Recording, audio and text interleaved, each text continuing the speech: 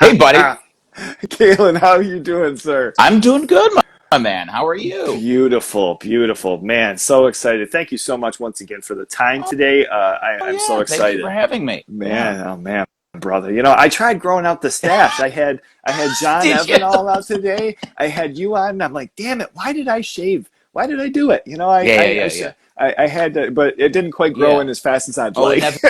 never does. It never does. Yeah. Yeah. Yeah. Time, patience, and love. You know, That's what it takes, man. That's how you grow it.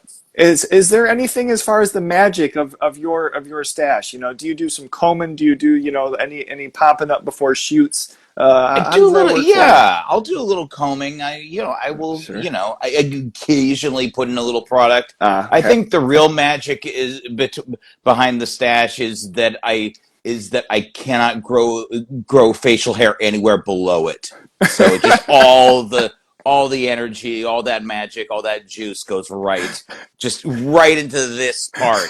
Yeah, because it's a lost cause anywhere else. It just looks Okay. it looks like someone's dying lawn underneath. If I try to grow out a beard or something, it's like, what are you even doing? It's a making magic of what we can in life, We make magic of what we can. That's Wow. what it's all about. That's what film is about. That's what telling stories is all about. That's why we're here. Now, I mean, before any of this, kind of Mm-hmm. bring us back to growing up and interests that you had, and I've kind of heard some things about, like a story, within film being, even within family and working on such. So, you growing A up, like little what bit, interests did you have, yeah. and how does that come about? Yeah, a little bit like, yeah. I mean, my parents are both artists, so I was very blessed to be raised in a household where that was in some way a viable option. I mean, I think my parents didn't they ultimately had to move towards like commercial means, that like my mom was a teacher for almost 40 years. My dad he did a little bit in film and art department when he first moved to California, but was primarily doing uh, kind of prototypes for the toy industry, freelance kind of Oh work in wow. that commercial work in that realm. A business, a part of that industry that's basically made irrelevant now with the overseas work and 3D printing and all of that. Mm-hmm. It's but yeah, that's the kind of the house I grew up in, and yeah, I was I grew up kind of an awkward kid, not able to kind of make friends easily or express myself, and I always, like a lot of like lonely kids. I had an active imagination, and so that became I think my parents would like put me in a like a theater summer camp or that sort of thing, theater classes and that sort of thing, and that's really where I found like, oh, this is a a contained environment where I can effectively express myself. I think Mm-hmm. that's what it all comes down to is how can you be effective? Mm-hmm. Because I think a lot of people, we don't know how to do that. We don't know how to be, to communicate in the world, and I think that's what's so important about the arts is it allows us to effectively express ourselves in Mm-hmm. that way, Sure. and be of service to other people, Yeah. tell stories. I mean, and I love that too, as far as like that early kind of work within theater and such. Hmm. But yeah, even before that, I mean, did you find yourself, when you think of actors and you think of somebody in film, and did you find yourself at a young age, maybe mimicking voices or seeing wrestlers that you're like, man, I want to take on, maybe that personality for a little while. Good question. I mean, I think, yeah, I grew up in the early mid '90s. I mean, yeah, I um I would certainly, you know, kind of watch and repeat. That's I think a lot of kids do that, and I certainly Mm-hmm. the way that I kind of learned and processed information, there was a lot of that. I think growing up as a kid, yeah, I was growing up in the mid '90s. I think a movie like Jim Carrey and The Mask was very influential for me. When Okay. I think I must have been like, yeah, like but 12 when that came out. And yeah, and that yeah, that kind of unhinged chaos was really interesting to me. I think that's I think a lot of we have I think a lot of us can relate to having a very chaotic mind, and finding a way to channel that is just like, that I think is a big revelation for a lot of Mm-hmm. people. Yeah. Mm-hmm. Sure. Yeah. Yeah. Yeah. And it's fun because I see you, and every time I see you in different things, and just the energy that you bring to, even if it's, like a small little skit, or Mm-hmm, I'm just mm-hmm. like, how has this guy never been in a wrestling movie? Like, I just see you and I'm like, the personality, the look, like Oh, that's you funny. you have to be there at some point. I have to see this. Okay. Yeah. Yeah. Maybe at least on the sidelines, maybe in like a Paul Bearer kind of position, you know? No, it was, was the cinema and like video rentals, was that a big thing, in your childhood, as far as, discovery and kind of a treat, in a sense of a relationship with movies and film? Um, yeah, I mean, I certainly grew up, I certainly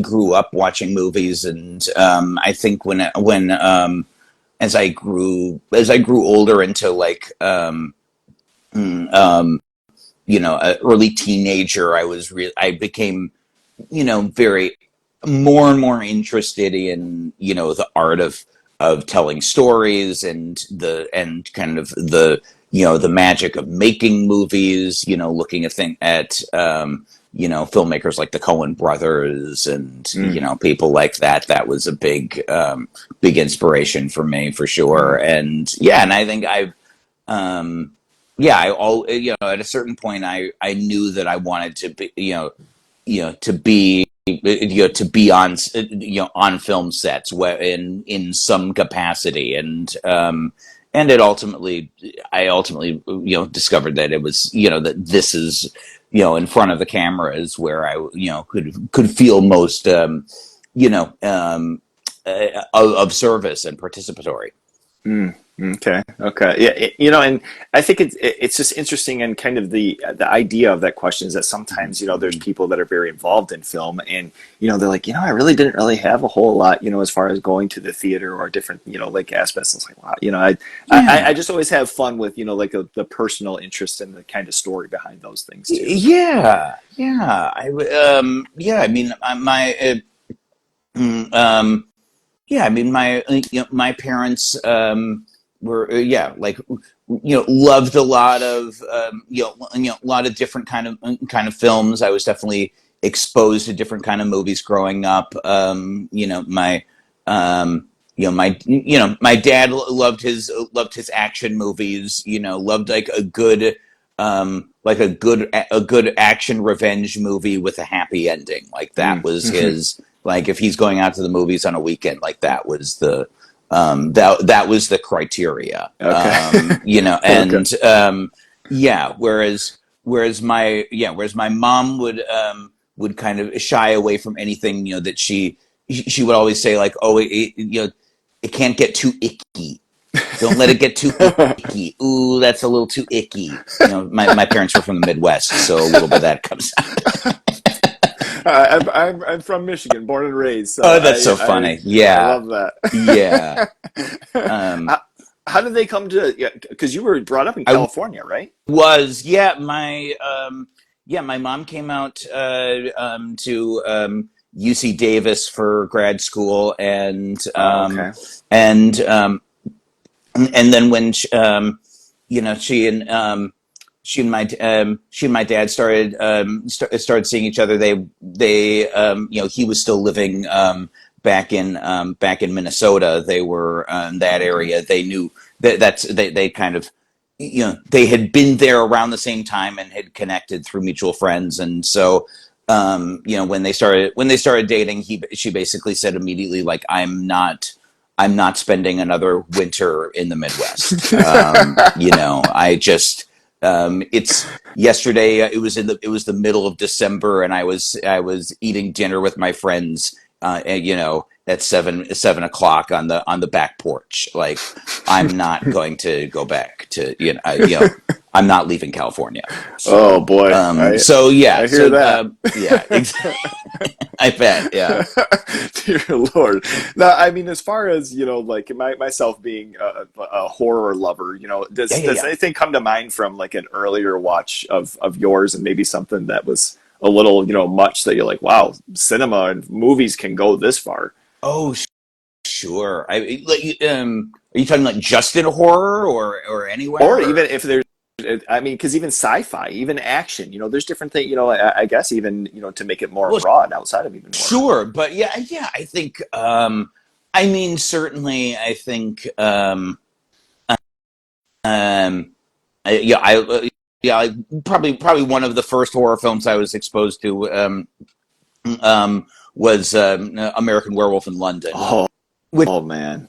I think is still one of my top 10, still in the horror genre. Still, I mean, I hate to say it, but still, I think one of the best horror comedies of all time. Oh, absolutely. I mean, it very much introduced that, and on a like going like for a film that was going as far as horror could at that time and Mhm. still incorporating comedy and humor. I mean, throughout as its signature was, yeah, it was, it was,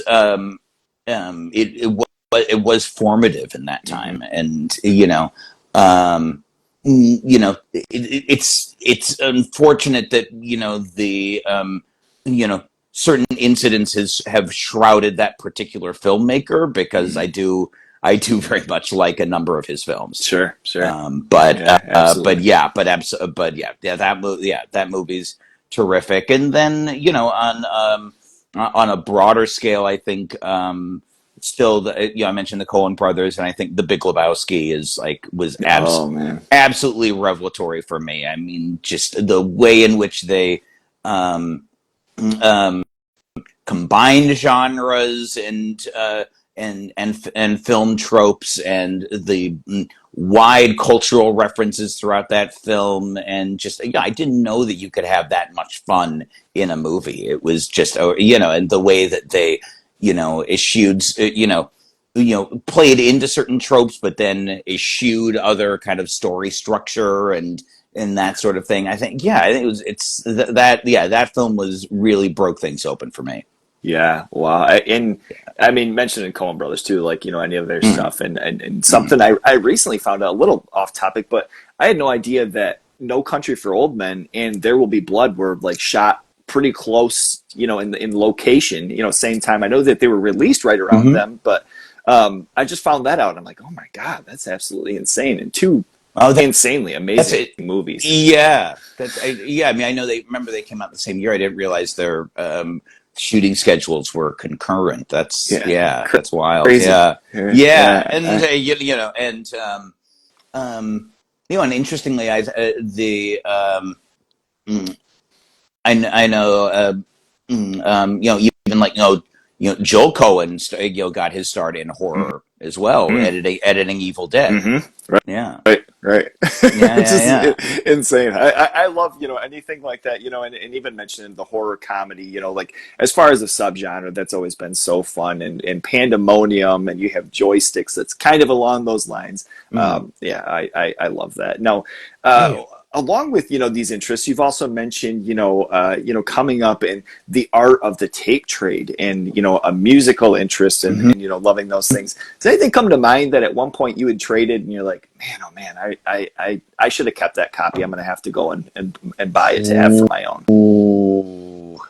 That's a good question. I've been I've been pretty um, I've held a pretty good firm grasp on my collection over the years. I've I'm sure there's something, but like I've with my film collection, I've just been pretty I recently got back into I recently started upgraded to Blu-rays, and so I've really kind of updated a lot of that collection, and then expand, and then really discovered a lot of a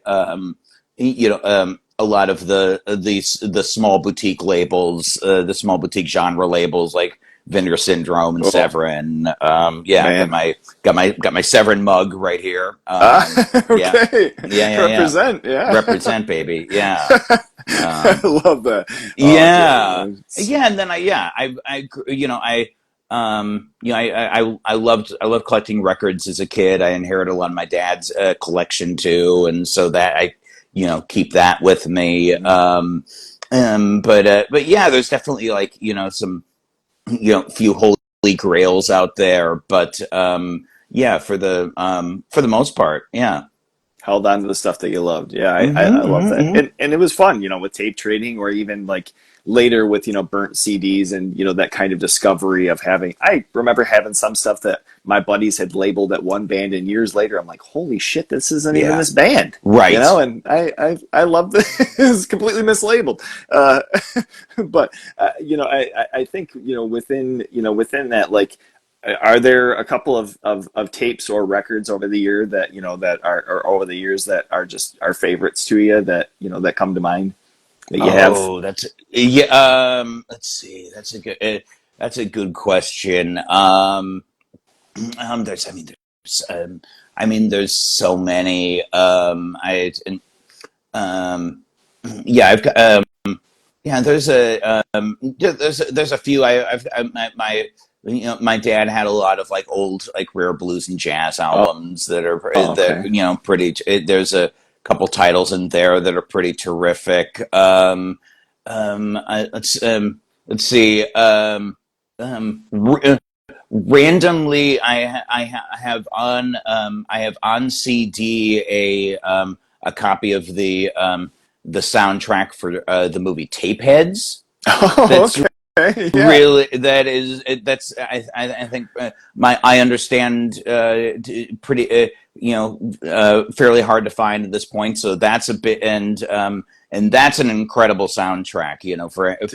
For anyone. What they because the main if anyone's familiar with this with the film, they it centers around a guy's obsession with this soul duo from the 60s, and for that duo they got Junior Walker of the Junior Walker All-Stars and Sam of Sam and Oh, Dave oh wow. as the actual group, and so the two of them cut original songs that are terrific, and then they did a really fun thing where they got popular bands of the time to go off genre, so you have Devo singing in Swedish, playing um, like a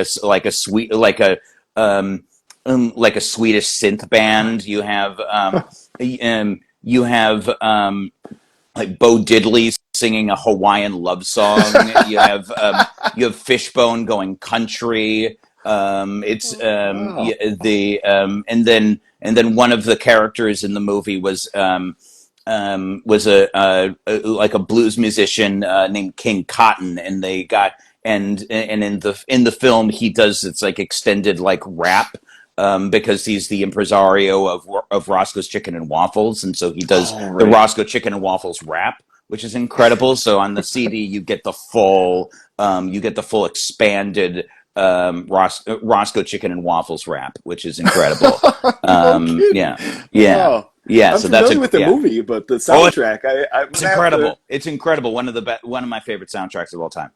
Oh man. And the art within, having a movie and then having, something as far as original tracks, or Oh maybe yeah. like a B Oh yeah. side from an album, and putting on, like Hmm. Demon Night, and I'm trying to think of some of the others. There's End Oh of Days yeah. that kind of had like, some like metal bands, and you're just like, Oh oh, yeah, the metal. Yes, the metal soundtracks. I remember. Yeah, very much. Judgment Yes. Night, oh, the Yes. crossovers. That crossover. Yes. The rap and metal crossover in that. Yeah, Yeah, that was a seminal album. That was a seminal soundtrack album at that time. Yeah, yeah, and the and movie still holds up too. dude, so incredible. Incredible. I mean, Yeah. I love, those times, and I feel like, some of those things, maybe not necessarily the soundtracks, is a lot more, going on with that nowadays, Hmm. but especially with cover art and with Oh poster yeah. art, I've really grown to appreciate the love and like human passion that goes into, these things nowadays. And Absolutely. even just with things, like TV series like the Book of Boba Fett, or having, Mm-hmm. the Mandalorian, and some of, the art that, that we're getting back to, like the old school kind of matte paintings, like Yes, beautiful. yes, Thank yeah, God. and yes, and and certain films that go back to like practical effects, like Hmm. like all the regardless of your opinions of the film, but like the practical effects used in the substance that was like such a great throwback to that, like to the paying it's such effective reverence to those early, body horror films of Hmm. the 80s and 90s, Hmm. and so to see that come back is, it's just fuck yeah, man. Personally, in the theater, seeing a couple people walking out, like Hmm. older people that are seeing, I'm assuming, oh, Demi Right. Moore being in a movie again, and then the And then, actual context of what this movie's about, they're like, I don't want any part of this. yeah, What no is part of this? this. Yeah, yeah, yeah, yeah.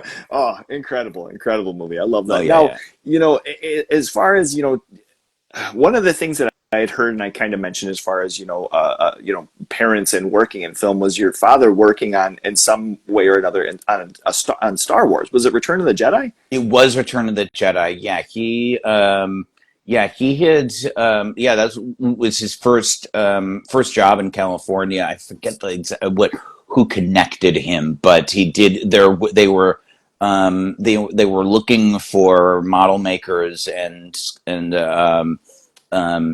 sculptors in the for on at Lucasfilm on what would become known as Return of the Jedi, and he was specifically tasked in working with the model making team in tandem with the costume department, and working on some of the iconic helmets of that film. So he ended up Okay.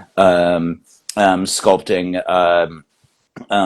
like uh, Princess Leia's helmet that she wears, Oh man. the Red Guard in Jabba's palace, Yeah. his helmet, and the biker scout helmet. Mm. Man. So yeah, I forget how long he was on there. He was on there for a couple months, and it was. I think it was very much of a. Sadly, it was very much of a boys' club, there, and it was kind of like, and he was, a little more introverted and quiet, so wasn't able to get in with the group, So, Hmm. when it came time to, they wanted to extend his work, and he was like, I'm sorry, my daughter, who I haven't seen in 2 years, is visiting from out of town. I'm not going to I'm not going to work through the holidays, and Oh. so, Okay. but then through that, he was able to, to do some work, in the, with the Star Wars, some Star Wars collectibles, and of course Star Wars, as we know, completely revolutionized the toy and collecting industry Absolutely. in the Yeah. '80s. So he got on that train a little bit, and that allowed him to open his own freelance company working for the toy industry. Wow, man, oh man. It was Did you ever have a conversation? Because I had heard you kind of mention, when you were going out for the Book of Boba Fett, that it was, very kind of secretive initially, and Yeah, it was, yeah. like, not necessarily mentioning what the project was. Did he have that also, or was that something that, he was aware of what it was? It was already kind of in development to him, knowing that it was a Star Wars project. The oh, you mean like working on when he was working on that film? Yeah. Yeah, I mean, I think yeah, he was aware. I think he was aware, and also, with the NDAs and things like that, they it being before before the age of the internet, before you could just drop something online, like they were, I don't think they were as secretive, Mhm. as they have to be now, so he was aware. Yeah, he was definitely aware of that. I guess now that I think, once that came out of my mouth, I'm like, well, they're in production. They are having to design things. It's a little bit different than He was a on there tryout or for an like a audition. long time. I was, Yeah. Yeah.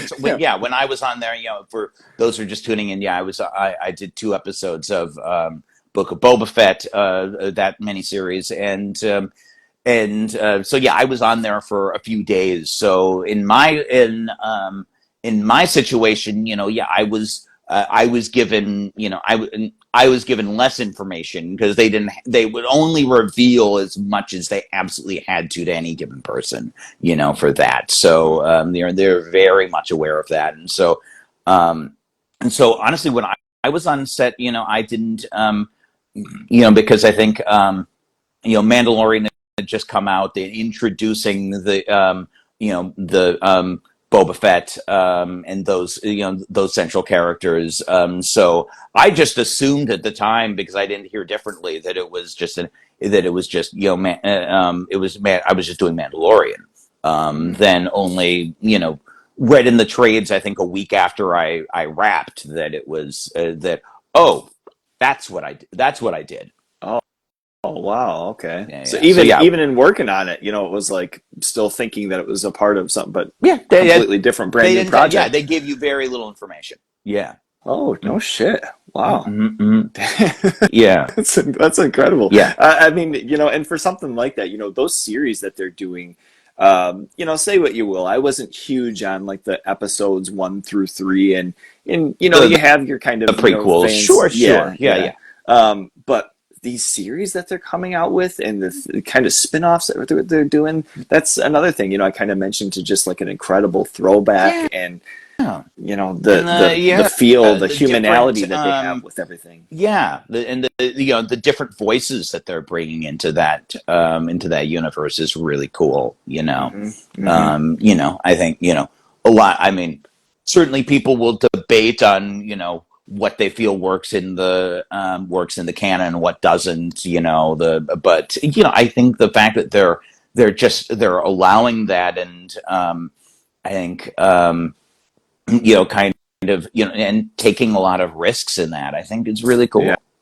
cool. No, absolutely. You know. We kind of touched, a little bit off camera there about like Rogue One. I mean, that Yeah, movie, yeah, yeah. is not one of the originals and not one of the newest, but I'm sorry, not one of the the episodes 1 through 3, Yeah. but and it just incredible side story, and something that you get to dig into, and there's so much of that universe to be able to discover still, and man, 100%. Yeah, a yeah. lot of fun, Oh, a lot of fun. yeah, yeah, Now, yeah. earlier in to you taking on acting, you mentioned Mm-hmm. local theater when you were when you were younger, and such, but how does that expand past school, and you kind of actually like seriously taking that on as an option for for work and a career? Yeah, I mean, I was, out of, mm, um, yeah, out of my education, I was, considering other options. I was like looking at, trying to get, continue my education, trying to, get a degree I could apply for teaching and that sort of thing. And I did not, I did not mesh well in the academic world. I realized very quickly that was not how I thrived. I was, um, constantly getting behind my classes because I kept like getting in plays and things like that, and doing little low budget movies and that sort of thing.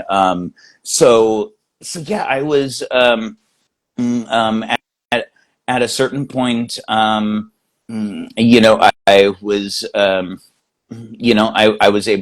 was able to save up some money, and it was about back in 2010 that I made the move to Los Angeles, and I had done I had grown up in like the Northern California, Central Valley, and had really done as much as I possibly could in that area. I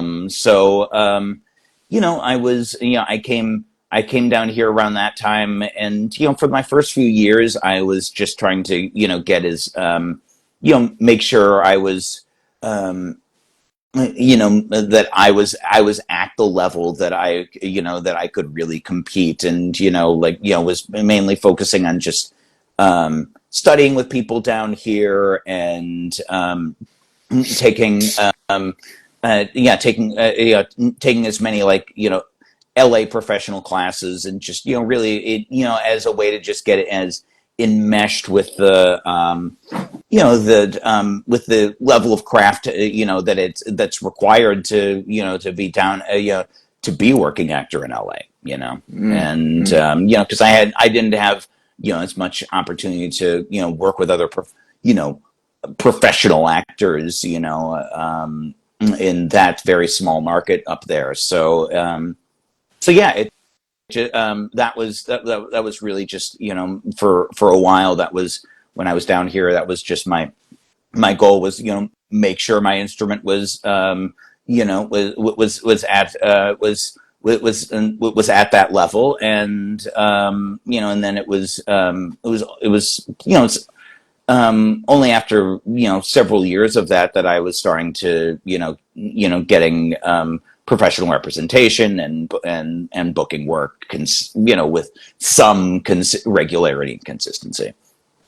Okay. And now, and one of the things that I love about your work is that, you always, you just always seem like you're having a fun time. You always seem like it's not a stressed situation. Yeah. And I would assume that prep goes into that, and being comfortable with, with your role and such. But, is there a particular, set or a particular, role that you took on that vulnerability really was just at the highest peak of like, okay, I'm really having to step out of my element here to become this, and hoping for the best. Yeah, one of the first features I shot in Los Angeles was a kind of a a latter found footage movie. I know the filmmaker will contest with me to call it found footage, but it's comprised of point of view camera footage, and it's called Children of Sorrow, and it takes place within a for those aren't familiar, it takes place within a kind of a religious suicide cult, kind of half Jonestown, half Manson, was the inspiration. And so I was playing one of the cult members in that, and they were using, they had a full script, and, ended up, throwing out a lot of it and just creating scenes in the moment, because they had that, because of the way it was shot, they had that liberty and flexibility. So yeah, that was kind of that role really required that was kind of a breakthrough for me as far as accessing that level of vulnerability, and it also really kind of sparked my love for the horror genre, and because I understood really the level of vulnerability, and how actors in that genre have to push themselves to the edge, and I got a real new respect for for the work that goes into those films, and and working with the director, a guy named Jordan McClure, who was just one of the most just gentle and sensitive and compassionate filmmakers I had ever worked with, and just the level of care that he brought to his actors and to the set. I mean, it's not what you, when you think of horror films, it's not what you imagine. And I was like, oh, like, yeah, this is like, there's, you know, like the filmmakers that really endure in this genre really understand what they're asking of their actors, and they have a real respect and reverence for what they're being asked of and what they're delivering. So that was a big, yeah. So that, and that was you know a big step for me, in a lot of areas. In I guess even within something like that, and developing over time, uh, what goes into your prep process? Do you have somebody that you're working on lines and you're Yeah. kind of going, page by page? And there's just it always intrigues me as far as personal processes to how you can remember a full feature, or you can remember multiple lines, and you can kind of be there as far as having that full confidence in this. Um, And has that yeah. changed over time? I guess I should ask, that mention that. Yeah. As far as like the confidence level and Like your prep to having coming into a role and having those yeah. lines down and having like the familiarity that you Yeah, need. exactly. That familiarity is that is it's something. Yeah, over time, I've definitely learned to really trust the process more, and tr- and um, and trust what I'm bringing to it, and that's and having that confidence. And I think it's the real I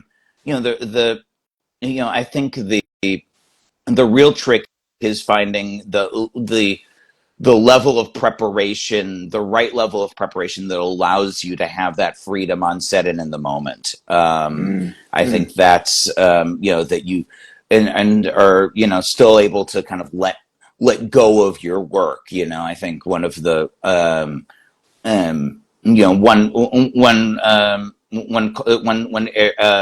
one teacher I worked with would always would kind of break down a lot of the your preparation for a role, but one of the most important steps was letting it go. Let it, you've done the work, let that go. Don't carry that work onto the and onto the camera. mm, mm. Let that go, trust the work, and find things in the moment. And I think that's being still allowing yourself to be present is so key, because that's where you discover things in the moment of just like, oh, I'm I'm on camera, I'm holding this coffee cup, do I like put it down, how am I using it, how am I engaging with the other person, and just like little things that you're not even aware of that you're doing that show up. And like that's and yeah, like having that confidence in your performance, that like little things that happen that you're not even aware of, you're not telegraphing in any way, they just come out. And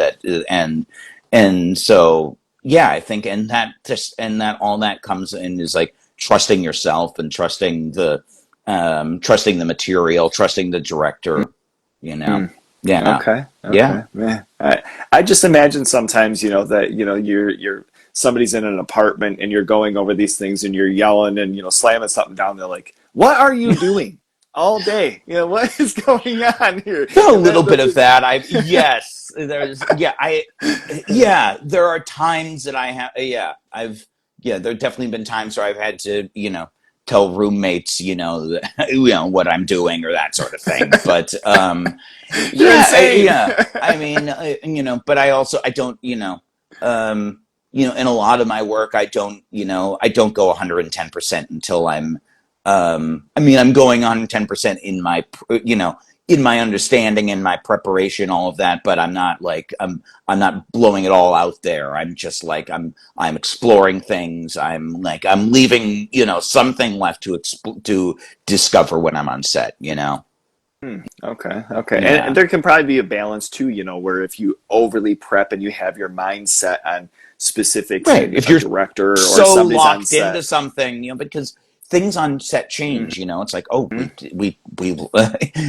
we lost our location, or we have to, we lost an hour, so um, we have to combine, two of the setups we're doing, or things like that. And you just have to, Uh, and you realize, like, oh yeah, the thing that I thought I was doing, I'm not doing yeah, anymore. yeah. So you just have to roll with it. Like, you need that elasticity, Sure.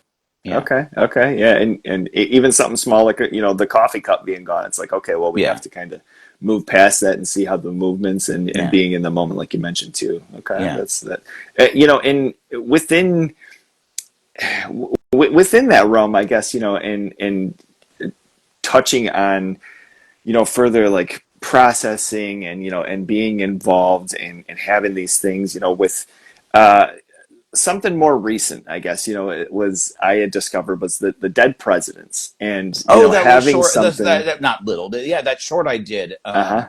Yeah, it was a FSU thesis film that I did a few years ago. Yeah, that's now on the film shortage. Love that channel, that YouTube Uh-huh. channel. Yeah, love what they put out there. But yeah, I was honored to have that on the make its online debut on Film Shortage.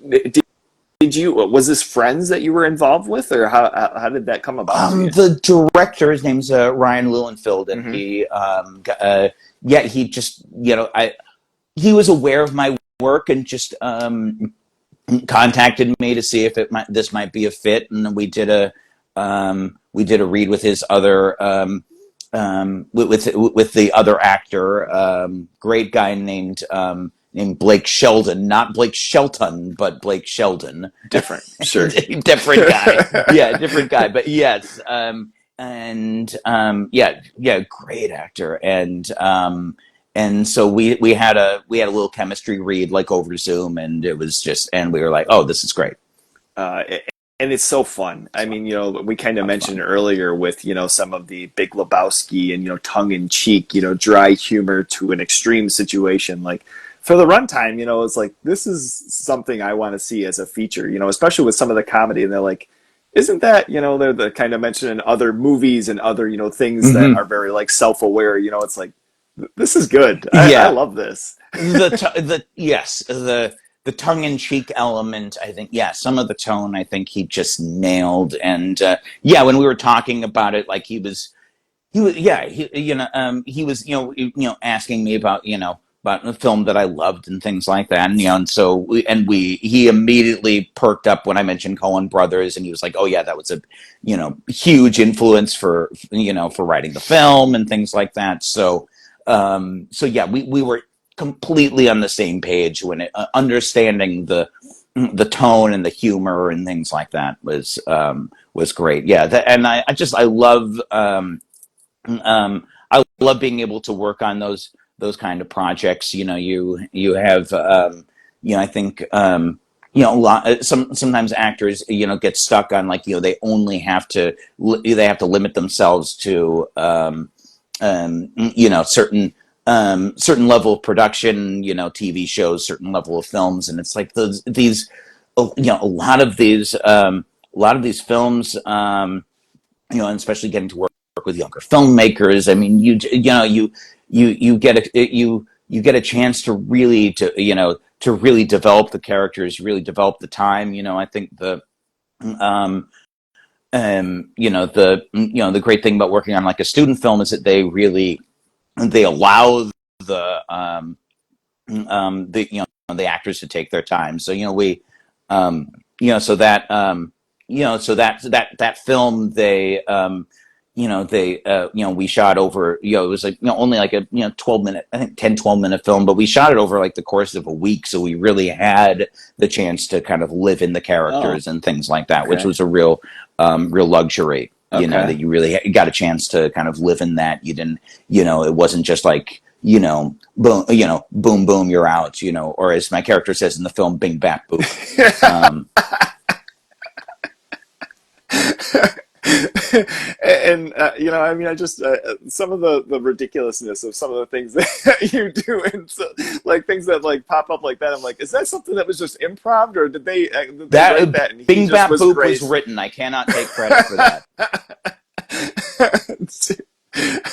I absolutely love, when something is just a dark, crazy scenario, and then people, pop up with something like Yeah. like that is just memorable. And I mean, within, having, prepping for that character, what kind of things, was it from page to you that you wanted to, be able to bring to that, because for the darkness of the Mhm. scenario, Mhm. there is a fun still to it, and there's still a likability for your guys' characters Yeah. that's worth mentioning. Yeah, I think finding the vulnerability in the character, and I think mm, um, I was I think that was really important to me, and and that's mm, um, and playing a character that had recently lost his father, and that was it's interesting. Like I've had that experience, and then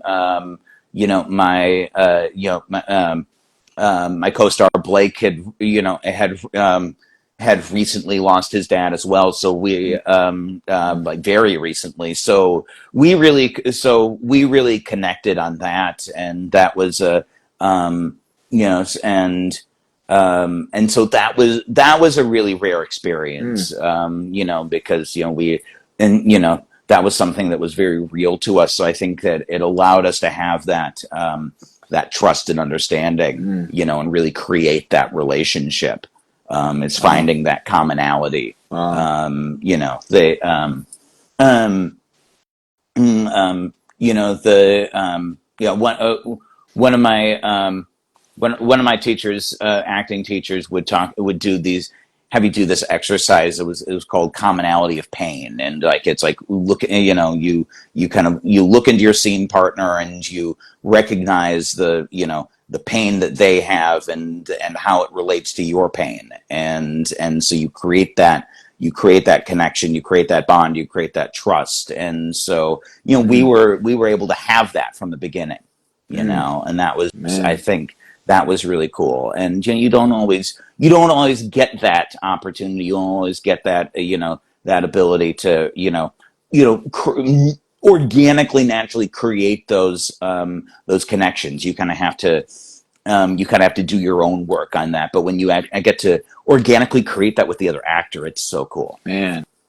Yeah. And having something like that, where there's that personal, real life, connection to something, Hmm. where it's like, wow, this came into play, and unfortunately I have a reality that or a realistic connection to some of these Sure. things. Man, that's tough. Yeah. Wow. No. And I for me, that was I had that experience many years before. So I've built a life, it's not fresh in the way that it was for my scene partner, but it was, but it's, you make, it just it becomes part of you. And I think that's what's great about acting, is that it's, and especially, playing the kind of characters that I've gotten to, is that you you get to use all aspects of yourself, all aspects all unique aspects of your experience, and like I think a lot of us have hard experiences in our life that we think are weaknesses, and we think make are things we have to cover up, and it's all the opposite. And as an actor, it's like, oh, these are things that you can these are things that you can use. And it's like, and I mean, there's the joke for actors. It's like, if you put like a normal person, an actor, in a traumatic situation, like if they're if an actor and and a normal person are on are on a nosediving airplane. The normal person's thinking, how will I get through this? And the actor's thinking, how can I use this? Mm. Hmm. Interesting. Interesting. You know. Wow. Okay. And that's one of the beautiful things. I mean, about being able to have these conversations is just hearing, different behind the scenes aspects of, what kind of go into these types of things, and having a whole different appreciation for a scenario or a Yeah, yeah. character, or that I think a common topic is the vulnerability that kind of goes behind Vulnerability. Yeah, yeah. real 100%. life instances Yeah, too. So yeah. man, beautiful. And to kind of change things from from kind of a heavy subject to very fun. One of Let's do my it. favorite bands of all time, Yeah. Weezer. My Yes. brother, you Yeah. get to be on Thank God for Girls. You are the music video. You are the guy that I see and I'm like, man, this guy is absolutely incredible. And what a weird situation to be put into for a Yeah. 4 or 5 minute video. How does this come about for you? Yeah. In as as an actor in LA, like you hear about these different, you'll respond to any kind of casting calls, and so a lot of there are a lot of music videos being made. If it's that where when I was building my resume in LA, you would get a lot of these like notice music video notices, just random things you don't even know what they are. So I think I'd I'd respond to one of those, and you never know what the situation is. So like I remember like I almost kind of thought like, oh, do I really want to, it's like low pay, like do I really want to go out I really want to take my afternoon to do this, but force myself to do into that. And and afterwards they said, we want to, we have this big main video we're going to do. We'll find something for you in that. But we also, but they, I don't even know if they still do these as much, but they were doing they did like a lyric video for it, Uh-huh. to coincide, so they could have something to put out on the same day as they drop the single. Single. Mm-hmm. And so they basically just shot me in the back room of their studio, just eating cannoli for they had like two setups. We like shot it, yeah, and I think you had read like, yeah, we shot it in about an hour of just they just had like two cameras, got the shots they need. It's very simple and very weird, and and it was I think to the shock of everyone, it ended up being that video ended up being more popular than their official video. It kind of I hope the director won't get mad at me for saying this, but like it kind of stole the thunder of from their official video in a way. Yeah. And but just yeah, it was very wild to see that happen. But yeah, and then from there there were those images. I think they incorporated them into another video. Then they used they used my my character, I guess you could say, in even on stage when they played on Conan O'Brien, they had me Yeah. on stage with them. I mean, it was wild stuff. So there was a few few events and like fan meet and greets that I was asked to attend and things like that. It was very cool. And then I ended up working with that director Brendan Walter a few times after that on a few different videos, for a video for Train and for a number of videos for the final Panic at the Disco album. Mm-hmm.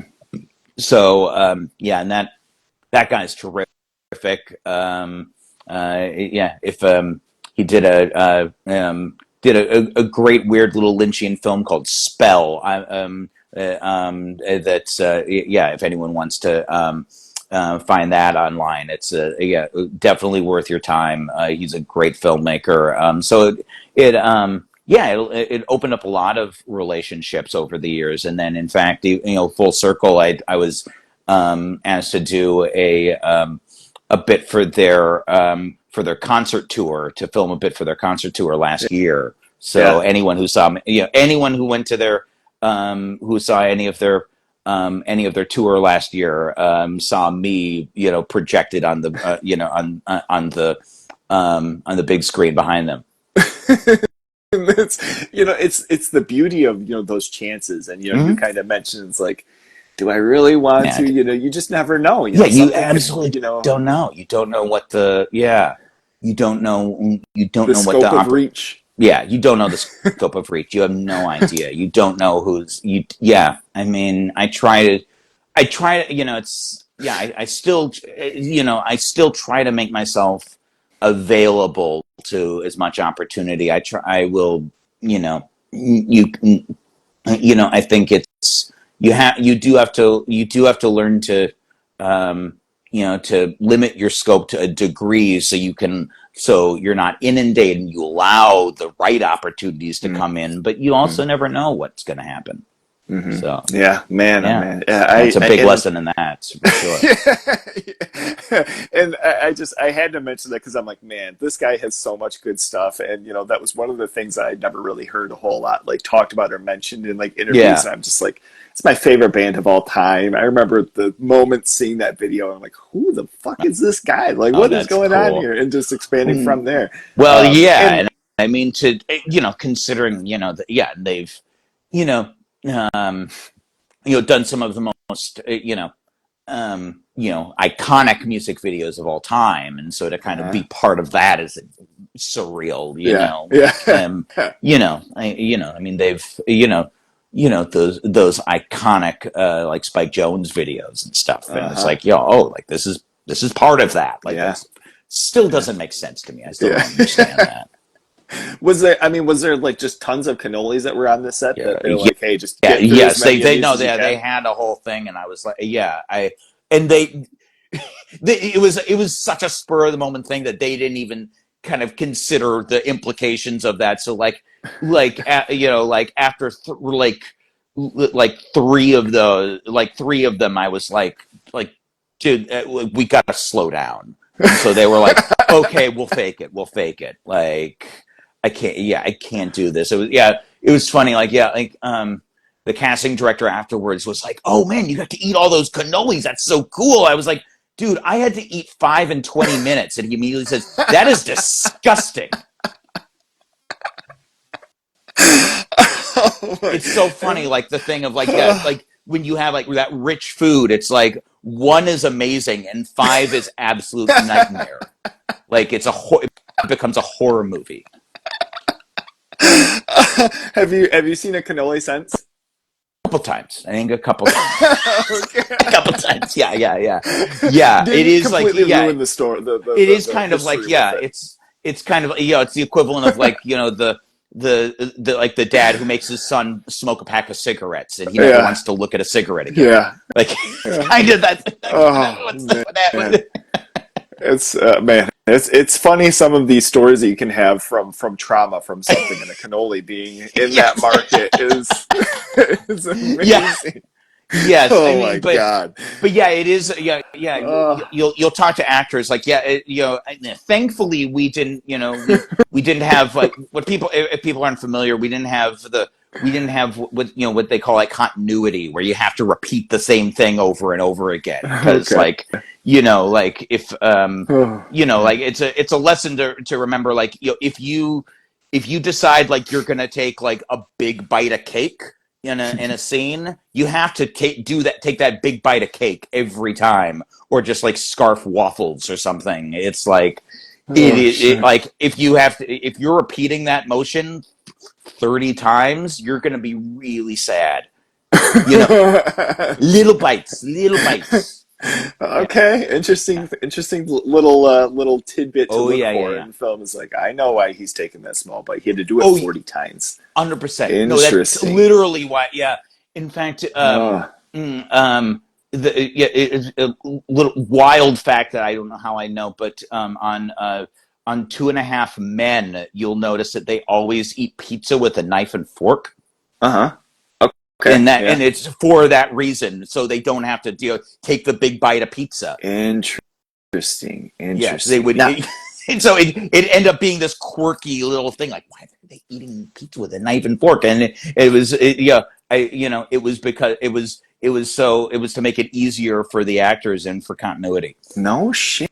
Yeah, Wow. Okay, that's yeah. interesting. And I mean, that kind of expands to thinking of, like making something like The Whale and what Brendan Oh, Fraser must have gone through as far as because yeah. that fella was eaten. Right, Unless that was right.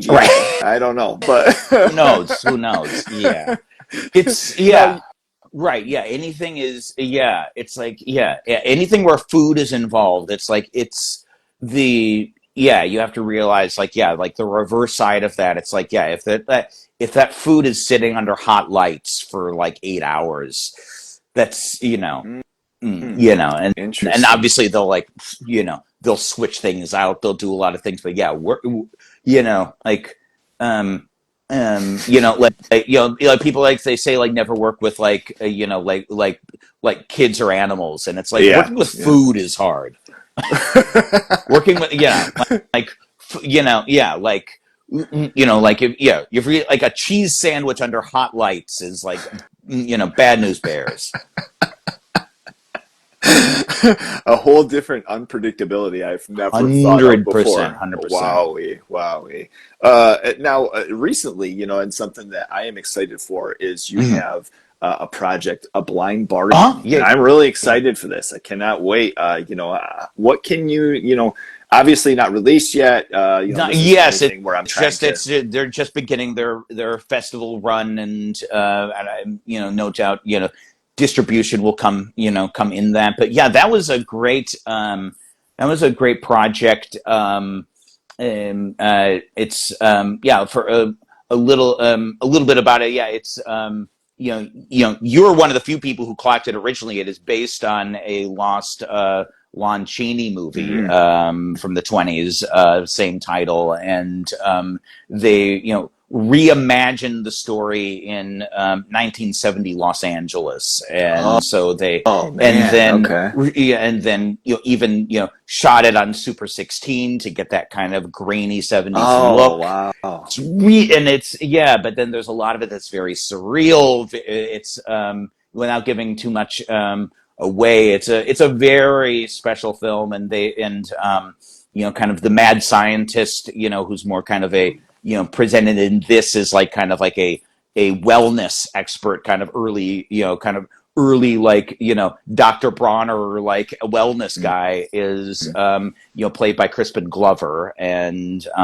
then they've got some other some other great actors, a few people from like the Don Coscarelli universe, Oh really? the Okay. fellow who played John and John Dice at the end was my scene partner for a lot of it. Okay. Yeah, really cool stuff, and it's and yeah, from a guy named Paul Bennell, who did a neat little movie, kind of 60s style sci-fi musical called The Ghastly Love of Johnny X. Oh, okay. Yeah. Yeah, and which is a real neat little film. Definitely check that out, and it'll get I'll get you stoked for this one for sure. And but yeah, he loves that genre, and those old films, and the the filmmaking process, recreating not just the style but the process of filmmaking. And so yeah, it was a cool it was a really cool experience. I worked about 4 days on that, and yeah, they recreate the look and the time period so well, and it's a lot of fun. It's going to be I think a special film for sure. No food involved for you? Not on that one. No, no. I think I Oof. had a drink a couple times, but Okay. yeah, not No. as not as bad. It's just and that's just what like seltzer and food coloring. So you're Okay. pretty good. Okay. Yeah, yeah, yeah. Sure. Come to set maybe a little parched and Exactly. fulfill Yeah, the you needs. have the need Sure. for that. You Hmm. create that need organically. Sure. Kind of like how like how Dustin Hoffman would like would run like 5 miles on like 2 hours of sleep before doing Marathon Man. Like you create that Hmm. desperation in Mm. the character Mm. organically. So Man, oh man, yeah, okay. Now your character. I mean, was that something? Once again, I don't want this to be like over sharing or anything like that. yeah. But as far as was this kind of a realm that you hadn't taken on before? Was this new grounds that you were feeling as far as stepping into? It's like it's pretty. It's definitely. I mean, the character's definitely in my wheelhouse. I mean, I play kind of like a drug dealer as henchman and that, and it was a really fun, really fun character to play. And yeah, it was. But they definitely they definitely allowed us to find certain moments and things like that for something that was. I mean, they were shooting on film. They didn't, so it's like they don't have time for a lot of takes. But given that, they did allow a lot of things to be kind of found in the moment, which was really cool. Mm, Yeah, fun, fun. yeah, That's yeah, that's really that's fun. incredible. I Yeah, love man. it. I love it, and I'm excited. Is there any sort of projected date as far as release or anything that you've heard as far as that, like update wise? I think it'll really just We depend said it was on in their. fests, right? Yes, I mean Yeah. Okay. they just reached picture lock a month ago. I saw a cut of. I mean, yeah, I saw a cut of it in January, and it looks. I'm Oh, very okay. Well, excited. It looks, it's. I was very pleased. So that it's. I'm very excited for people to see it.